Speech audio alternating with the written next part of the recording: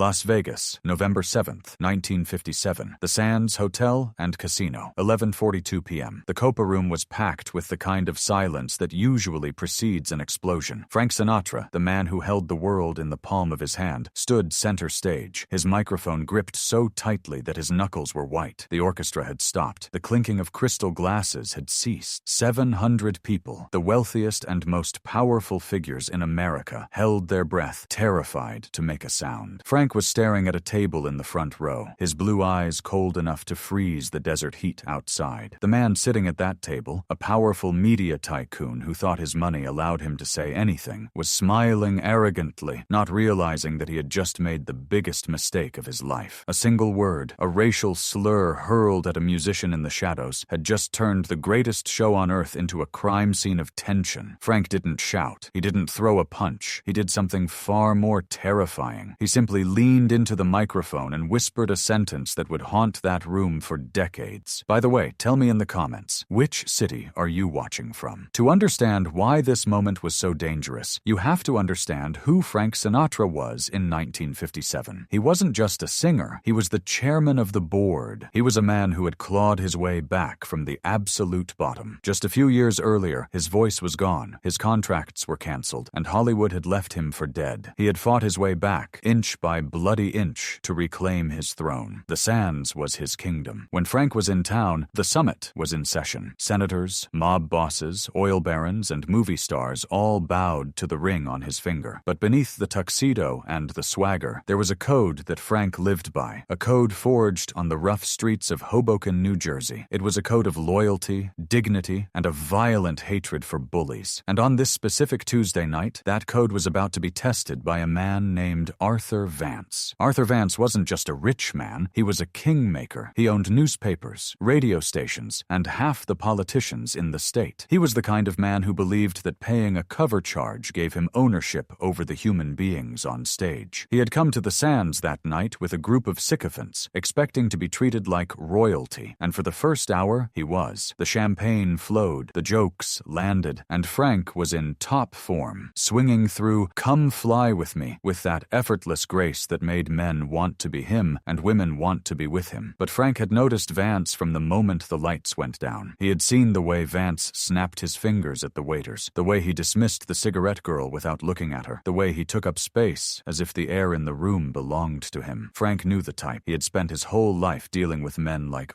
Vance, men who confused money with class. But the night was going well. The energy was electric. The band, led by the legendary Antonio Morelli, was tight. And in the back, on the drums, was a man named Elvin Jones. Elvin wasn't just a drummer, he was a heartbeat. A black musician in 1950s Las Vegas, playing in a city that was often called the Mississippi of the West. In those days, black entertainers could perform on stage, but they couldn't stay in the hotels, they couldn't gamble in the casinos, and they often couldn't even walk through the front door. Frank hated this. He hated it with a visceral, burning passion. He had famously walked out of hotels that refused to serve his friend Sammy Davis Jr. He had torn up contracts with venues that enforced segregation. For Frank, prejudice wasn't just a political issue. It was a personal insult. It reminded him of being a skinny Italian kid in New Jersey, called Wop and Guinea, told he wasn't American enough. He saw the same hate in the eyes of people who looked at Elvin Jones, and it made his blood boil. If stories about standing up for what is right move you, subscribe for new stories and join our community of legends. As the set moved into the ballads, the room softened. Frank signaled for "One for My Baby," the ultimate saloon song. The lights dimmed until there was just a single pin spot on Frank, a cigarette burning in his hand, the smoke curling up into the darkness. It was theater. It was magic. The room was silent, entranced by the story of loneliness Frank was weaving. But in the front row, Arthur Vance was bored. He hadn't come for sadness. He had come for a party. He started talking loudly to his table, his voice cutting through the delicate piano intro. Frank paused, just for a microsecond, his eyes flicking to Vance. A warning. Most people would have withered under that look. Vance didn't even notice. He was too busy pouring another drink, laughing at his own joke. Frank continued singing. He was a professional. He had dealt with hecklers before. But this was different. Vance wasn't heckling the singer. He was mocking the band. He was pointing at the orchestra, making gestures, laughing. And then it happened. It was during a quiet break in the music, a moment where Elvin Jones brushed the snare drum with his brushes, a sound like whispering rain. Vance leaned forward, loud and slurred, and shouted a comment. It wasn't a critique of the the music. It was a racial slur, clear as a bell, directed straight at the drummer. It was a word that carried centuries of pain, thrown casually by a man in a tuxedo as if it were a rapper. The sound of that word hit the stage like a physical blow. Elvin Jones didn't look up. He kept playing, his face a mask of practiced indifference. He was a professional, and he knew the rules of survival in 1957. You don't react, you don't hear it, you keep the rhythm. But the rhythm in Frank Sinatra's body stopped cold. Frank froze. He was mid-lyric, but the words died in his throat. The piano player, sensing the shift, trailed off. The room fell into a confused silence. People craned their necks. Had Frank forgotten the words? Was he sick? But then they saw his face. The charm was gone. The chairman was gone. In his place was the street fighter from Hoboken. Frank slowly took the microphone out of the stand. He didn't look at the audience. He walked slowly to the edge of the stage, right in front of Arthur Vance's table. He looked down. Vance looked up, blinking, a smirk still playing on his lips, unaware that he was staring into the eyes of a hurricane. Frank stood there for a long, agonizing 10 seconds. He let the silence stretch until it was uncomfortable, until it was painful. He wanted everyone in that room to feel the weight of what had just happened. He wanted the shame to settle in the air, like heavy smoke. "What did you say?" Frank asked. His voice was quiet, almost conversational. Vance laughed nervously. "I was just making a joke, Frank. Sing the song." Frank didn't move. "I asked you a question. What did you say to my drummer?" Vance's smile faltered. He looked around for support, but his friends were suddenly very interested in the tablecloth. "It's nothing, Frank. Just having fun. You know how it is." "No," Frank said, his voice rising just a fraction, sharp as a razor. "I don't know how it is. Why don't you explain it to me? Why don't you stand up and say it again into this microphone so everyone here can hear your joke?" The room was frozen. This wasn't part of the show. This was dangerous. A singer, an entertainer, challenging a titan of industry. In 1957, careers were destroyed for less. Frank was risking everything. The Sands management, watching from the wings, was in a panic. They knew Vance was a high roller. They knew he could pull ads, destroy reputations. They signaled to the band to start playing, to cover the moment with noise. But the band didn't play. They looked at Frank. Their loyalty wasn't to the hotel. It was to the man standing at the edge of the stage. Vance's face turned red. "Now look here, Sinatra. I pay your salary tonight. I paid for this table. I'll say whatever the hell I want." Frank smiled, but it wasn't a nice smile. It was the smile of a wolf who had just cornered a rabbit. "You pay the hotel," Frank said. "You don't pay me, and you certainly don't pay enough to buy the right to insult a man in my house." "Your house?" Vance scoffed. "You're just the hired help, Francis." That was the tipping point. The air left the room. But before we see how Frank destroyed this man without throwing a single punch, take a moment to subscribe for new stories. We document the legends who stood tall when it mattered most. Frank took a step back. He looked at Elvin Jones. He nodded, a small, almost imperceptible gesture of respect. Then he turned back to Vance. He didn't scream. He didn't lose his temper. He realized that screaming would lower him to Vance's level. Instead, he reached into his pocket. He pulled out a crumpled $10 bill. He smoothed it out against his leg. Then, with a flick of his wrist, he tossed the bill onto Vance's table. It landed right in the middle of the crystal glasses. "Here's your cover charge back," Frank said. "You can keep the drinks. Now get out." Vance stared at the money. "You can't be serious." "I'm deadly serious," Frank said. "You have 30 seconds to leave this room, or I'm going to come down there and throw you out myself. And I promise you, if I have to come down there, you're not walking out on your own 2 feet. Vance looked at the security guards. He expected them to intervene, to protect the wealthy patron from the volatile singer. But the security guards at the Sands adored Frank. They didn't move a muscle. They just watched, arms crossed, waiting for the order. Vance realized with a sinking feeling that his money had no power here. In this room, Frank was the law. Vance stood up, knocking his chair over. He sputtered. He threatened. He swore he would ruin Frank in the papers the next day. "Go ahead," Frank said, turning his back on him. "Write whatever you want, but don't ever let me see your face in my town again." As Vance and his entourage were escorted out, the room remained silent. No one knew what to do. The tension hung heavy. Frank walked back to the microphone stand. He adjusted his tie. He took a sip of water. He looked tired. It wasn't the fatigue of the performance. It was the fatigue of a man who constantly had to fight the same battle, over and over again. He looked at the audience, his vulnerability showing for just a second. "I apologize for the interruption," Frank said, his voice weary. "But in this room, we treat people with respect. It doesn't matter who you are or what color you are. If you can't do that, you're in the wrong place." He signaled the conductor. "Where were we?" The piano player hesitated. The mood was broken. How do you go back to a party after that? But Frank knew exactly what to do. He didn't go back to the ballad. He needed to lift the room, but he also needed to acknowledge the band. He called out a new song, "I've Got You Under My Skin." But before he started, he walked over to the drum riser. He put a hand on Elvin Jones's shoulder. He didn't say a word. He just squeezed his shoulder, a physical connection that said, "I see you. I'm with you." Elvin looked up. and smiled. It was the first time he had smiled all night. Frank counted it off. 1, 2, and the band kicked in. But this time they played with a ferocity that hadn't been there before. They were playing for Frank. They were playing for Elvin. The music swung harder, deeper. When Frank sang, there was a grit in his voice, a defiance. He wasn't just singing a love song. He was singing a victory anthem. The audience, realizing they had just witnessed something profound, erupted. They weren't cheering for the faux song anymore. They were cheering for the man. They were cheering for the spine it took to lose a fortune in order to keep a soul. But the night wasn't over. The true impact of what Frank did wouldn't be felt until the show ended. Backstage, the atmosphere was different. Usually, after a show, the dressing room was a party. Champagne, girls, laughter. Tonight, it was quiet. Frank sat in his chair, unbuttoning his collar, staring at himself in the mirror. He looked old. The adrenaline was fading, and the reality of the business was setting in. His manager, a nervous man named Hank, was pacing the room. "Frank, you know Vance is going to call the studio heads," Hank said. "He's going to pull the ads for the new movie. This could cost us millions." Frank didn't turn around. "Let him." "But Frank, why? Why did you have to make a scene? You could have just ignored it." Frank spun his chair around. The fire was back in his eyes. "Ignore it? Hank, if I ignore it, I agree with it. That man, Elvin, he's got more talent in his little finger than Vance has in his whole bank account. If I let a bum like Vance treat him like garbage, what does that make me?" There was a knock on the door. It was Elvin Jones. He stood in the doorway, holding his drumsticks. He looked uncomfortable. In 1957, musicians didn't usually come into the star's dressing room unless summoned. "Mr. Sinatra," Elvin said quietly. Frank stood up immediately. "Elvin, please, come in. Can I get you a drink?" Elvin shook his head. "No, sir.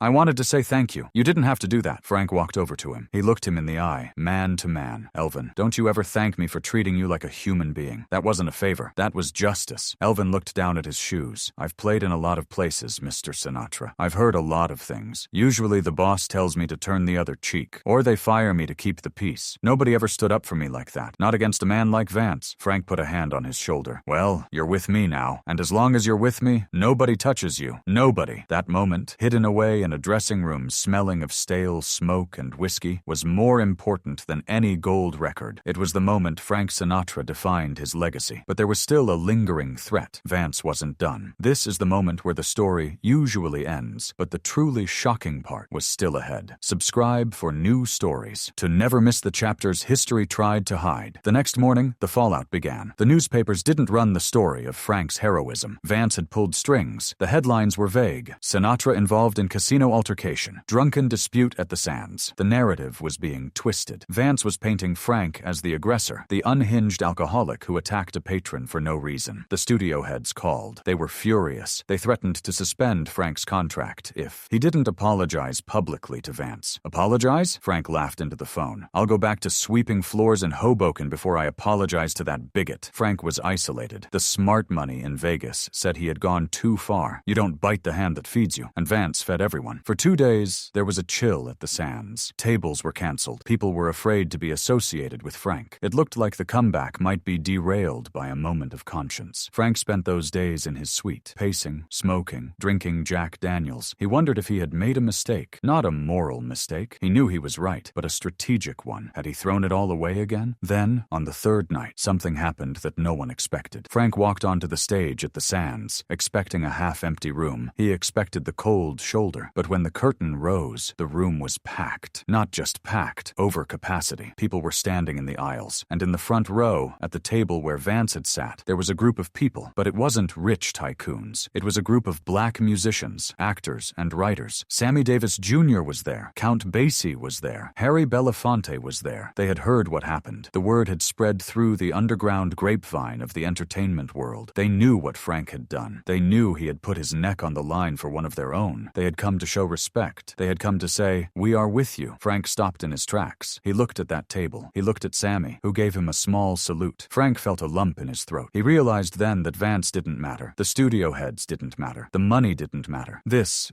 respect from the people he admired most was the only currency that counted. He walked to the microphone. He didn't make a speech. He didn't mention Vance. He just looked at the front table and smiled. "Ladies and gentlemen," Frank said, "I think we're in good company tonight. Let's start the show." And he sang. He sang like he had never sung before. The fear was gone. The doubt was gone. The audience felt the shift. They realized that Frank wasn't just a singer anymore. He was a leader. He was a man who had stared down power and won. That night became legendary in Vegas history. It wasn't recorded on an album. There are no cameras that captured it. But everyone who was there said the same thing. It was the the night Frank Sinatra became 10 feet tall. But there was one final twist to this story, a detail that was kept secret for years. A few weeks later, a letter arrived at Frank's office. It was from Arthur Vance. It wasn't an apology. It was a threat. Vance wrote that he would ensure Frank never worked in certain towns again. Frank read the letter, lit a cigarette, and used the flame to burn the corner of the paper. He watched it turn to ash in his ashtray. He turned to his secretary. "Don't tell anyone about this," he said. "What are you going to do, Mr. Sinatra?" "Nothing," Frank said, "because men like that don't need to be fought. They eventually destroy themselves." And he was right. 2 years later, Vance was indicted for fraud. His empire collapsed. He died broke and alone. Frank Sinatra, meanwhile, went on to win Oscars, Grammys, and the Medal of Freedom. But he never spoke about that night publicly. He never bragged about it. He never used it for publicity. To him, it wasn't a PR stunt. It was just Tuesday. Before we reveal the final emotional echo of this night, subscribe for new stories to keep these memories alive. Years later, at Frank's funeral, an old man stood in the back. It was Elvin Jones. He was frail now, his drumming days behind him. A reporter recognized him and asked him why he had come. "Did you know Frank well?" the reporter asked. Elvin smiled, a sad, knowing smile. "I knew him better than most. He was the only man who ever stopped the music for me." "Stopped the music?" the reporter asked, confused. "What do you mean?" "The music keeps going," Elvin said. "The show must go on. That's the rule." But Frank knew that sometimes, for the music to be real, you have to stop it. You have to stop everything to make sure the silence is clean. That was the essence of Frank Sinatra. We remember the voice, the velvet, the swagger, the my way, but the true measure of the man wasn't in the notes he hit. It was in the silence he commanded. It was in the moments when he put the microphone down and stood as a man. In a world that told him to shut up and sing, to ignore the ugly truths in the front row, Frank Sinatra chose to stop the show, and in doing so, he made the music matter. If you believe that character is defined by what you do when the music stops, subscribe for new stories. Today, the Sands is gone, replaced by mega resorts. The Copa Room is a memory, but if you listen closely to the recordings from that era, you can hear it. You can hear the confidence of a man who knew exactly who he was. You can hear the steel beneath the silk. Frank Sinatra wasn't just singing songs. He was singing a code of honor, and on that November night in 1957, he proved that the most powerful instrument on that stage wasn't the trumpet, or the piano, or even the voice. It was the spine. Frank Sinatra stopped the music, and the world froze. But when he started it again, the world was a little bit better, a little bit fairer, and a whole lot more swinging.